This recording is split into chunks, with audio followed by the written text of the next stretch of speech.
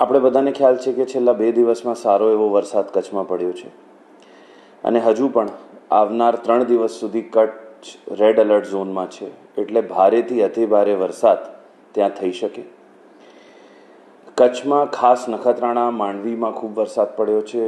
રાત્રે 12 વાગ્યા પછી જેમ વાત કરું તો નખત્રાણામાં 7 ઇંચથી વધારે વરસાદ પડ્યો છે, પરંતુ હાલ છેલ્લા 2 કલાકથી વરસાદ ઘણું ઓછું થયું છે, એટલે પાણી નીકળવાનું ને બધું ચાલુ છે. પરંતુ મારી બધાને વિનંતી છે કે ખાસ જ્યારે અત્યારે જન્માષ્ટમીનો માહોલ છે તો જે રીતની વરસાદની ગજવીજ સાથે વરસાદની આગાહી અત્યારે છે તો કૃપા કરીને પોતાના ઘરથી બિનજરૂરી બહાર નીકળવા ટાળે. હરવા ફરવા કે જોવા કોઈ જગ્યા જળાશયના નજીક ના જાય. ખાસ કરીને કોઈ કોઝવે અથવા પાપડી હોય જેના ઉપરથી પાણી વહેતું હોય તો એને જોખમી રીતે ક્રોસ ના કરે.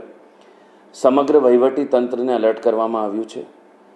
તલાટીઓને ગામે રહેવા સૂચના આપવામાં આવેલી છે. પ્રાંતોને મામલતદારોને એલર્ટ રહેવા સૂચના આપવામાં આવેલી છે. સતત દરેક ગામમાં આપણે એલર્ટ ઉપર છીએ. જે રોડવાળી એજન્સીસ છે, નેશનલ હાઈવે, સ્ટેટ હાઈવે, એ લોકોને સતત પેટ્રોલિંગની સૂચના આપવામાં આવેલી છે, જેથી કોઈ પણ જગ્યા ટ્રાફિકમાં અડચણરૂપ ના થાય. મામલતદાર ઓફિસ, કલેક્ટર ઓફિસ, સતત કંટ્રોલ રૂમ કાર્યરત છે. કોઈ પણ પરિસ્થિતિને પહોંચી વળવા માટે આપણી પાસે એક NDRFની ટીમ સ્ટેન્ડ બાયમાં રાખવામાં આવેલી છે.